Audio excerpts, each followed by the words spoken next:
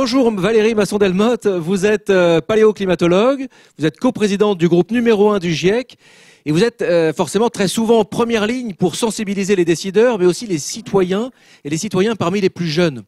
Depuis quelques mois, vous copilotez avec Gérard Paillet un groupe de travail interacadémique sur le sujet, répartir avec les ODD de façon soutenable et résiliente. Valérie Masson-Delmotte, je me réfère à un chiffre qu'on a entendu tout à l'heure, qui m'a laissé pantois, qui nous a tous laissé pantois. Un chiffre que le REFED, nous a donné. 65% des jeunes ayant répondu à la consultation nationale organisée par le FORED n'ont jamais entendu parler des ODD. Vous, qu'est-ce que vous en pensez de ça? C'est quand même énorme. En fait, ça ne me surprend pas parce que j'ai l'occasion d'intervenir dans des établissements scolaires, des collèges, des lycées. J'ai l'occasion d'intervenir dans des universités ou des écoles et puis devant des enseignants. Et on n'a pas fait l'effort de formation qui est nécessaire. Donc, avant que les plus jeunes se les approprient, ce qui me semble essentiel, c'est que ce soit les enseignants qui se les approprient, qui réfléchissent à la manière justement dont cette dimension-là peut être intégrée dans les différents programmes d'éducation, de formation. Par exemple, aujourd'hui, j'étais avec une jeune élève ingénieure qui me disait exactement la même chose. Il y en a plein qui n'ont pas entendu parler. On verdit un peu tous les cours en parlant de développement durable. Du coup, ça crée aussi une forme de lassitude. Comment est-ce qu'on peut construire quelque chose qui intéresse? Eh bien, par exemple, dans une école d'ingénieurs, réfléchir à l'ODD 12, production et consommation responsable, c'est pile en fait dans les métiers, dans les fonctions. Il y a un retour d'expérience d'anciens élèves qui peut être mobilisé. Qu'est-ce que vous auriez voulu apprendre dont vous auriez besoin aujourd'hui? Par exemple, faire des analyses systématiques en cycle de vie avec les meilleures méthodes possibles. Ou par exemple, utiliser l'information climatique pour faire un stress test climat sur des projets. Voilà des exemples à l'angle climat qui peuvent être directement mobilisables en cours pour créer les compétences dont on a besoin dans ces métiers. Est-ce que la grille des ODD, du coup, pour en revenir à cet anniversaire des ODD, est-ce que la grille des ODD est un outil suffisamment percutant pour accompagner les enseignants, accompagner les scolaires, accompagner tout le monde? Qu'est-ce que vous en pensez, vous, de cette grille? Moi, je pense que c'est vraiment une manière de formaliser les différentes dimensions de la soutenabilité, de sorte à ce que par rapport à des situations complexes, par rapport à des options d'action complexes, on puisse analyser leur profil dans ces différentes dimensions de la soutenabilité. Et par exemple, quand on fait l'évaluation des enjeux liés au changement climatique, cette grille, elle est formidablement utile pour réfléchir à ce que sont les conséquences d'un climat qui change, le risque de perte irréversible de certains écosystèmes, de leurs services, de leurs fonctions, les conséquences d'aléas d'intensité plus forte, par rapport à des populations qui sont plus exposées que d'autres, plus vulnérables que d'autres, et les enjeux majeurs en termes de développement pour des centaines de millions de personnes dans le monde. Et puis, de la même manière, quand on regarde les options d'action vis-à-vis du climat, c'est pas un ODD dans un coin, en fait. Ce qu'on peut analyser pour chacune des options d'action, les solutions technologiques, les solutions en termes d'organisation sociale, les solutions frugales, abordables pour tous, les solutions basées sur la nature, on peut analyser leur profil sur les multiples dimensions du développement durable et voir justement les options d'action qui sont sans regret, qui maximisent les bénéfices, mais aussi analyser les effets indésirables et construire vraiment des transitions qui soient éthiques, climat, biodiversité, équitables, avec un juste partage de l'effort, et juste, y compris sur des considérations liées à l'emploi, qui est une question majeure aujourd'hui.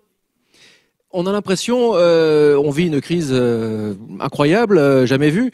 Est-ce que cette crise finalement n'est pas du coup une opportunité pour mettre en lumière les objectifs de développement durable? Est-ce que ce n'est pas une opportunité pour trouver les ressorts pour se mettre en route, se mettre en chemin sur la trajectoire?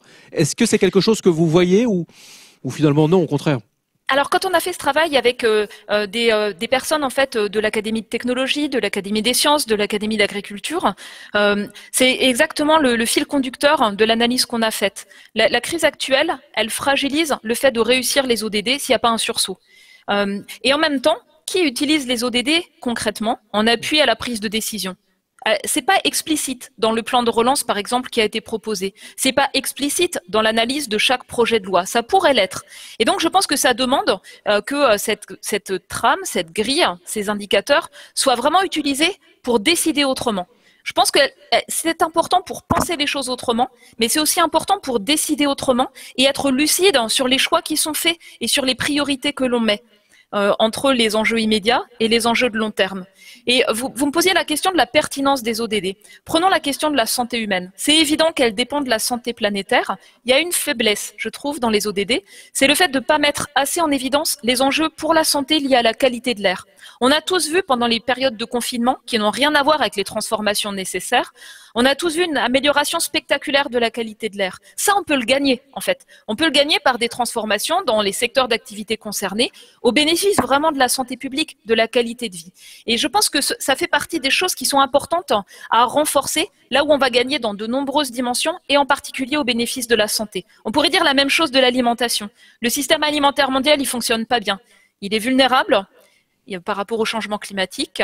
Il y a des enjeux de sécurité alimentaire et nutritionnelle. Et on a dans le monde 2 milliards de personnes qui souffrent d'obésité et de surpoids. Ce sont des facteurs de risque devant la situation sanitaire actuelle. Eh bien, faisons de la prévention, pas gérer les crises une fois qu'elles sont là. Et les ODD, la façon de penser avec les ODD, c'est quelque chose qui est fondamental pour justement aller au-delà des silos entre environnement, agriculture, santé, penser les choses ensemble et transformer profondément, par exemple, le système alimentaire, de sorte à ce qu'il soit résilient à tous les types de chocs, pour notre intérêt. Vous qui êtes en lien quelque part avec le monde entier, en permanence, avec, à travers le groupe numéro 1 du GIEC, ça se passe comment ailleurs? L'utilisation, l'exploitation, l'exploration des objectifs de développement durable, c'est quoi les remontées ou les constats que vous avez vus ailleurs? On voit, en tout cas, moi j'ai une vision qui est celle du monde de la recherche académique. Et on voit que c'est de plus en plus utilisé. C'est utilisé pour s'interroger sur nos propres pratiques, le fonctionnement de la recherche, et justement proposer des transformations pour que dans la manière de faire notre recherche, nous soyons dans une démarche soutenable, concrète, mais aussi en appui à cette soutenabilité. Donc il y a un énorme effort dans le monde de la recherche pour produire des connaissances scientifiques, techniques, socio-économiques, en appui à ces enjeux. Ce que je vois également, c'est que ça a été peut-être pris plus au sérieux dans les pays en développement, comme une manière de construire une autre forme de développement, une forme de développement qui soit plus juste et plus résiliente. Et puis peut-être que la crise actuelle, elle a aussi souligné le besoin de s'interroger sur les fragilités mises en évidence par cette crise et sur la soutenabilité de notre développement ici comme partout ailleurs, de sorte à ce qu'il permette à tout le monde de vivre dignement et qui permette de résister à tout type de crise et de choc. Et là, il y a la question urgente d'agir par rapport aux enjeux climat et biodiversité parce que ça va être des accélérateurs en fait de crise et de choc.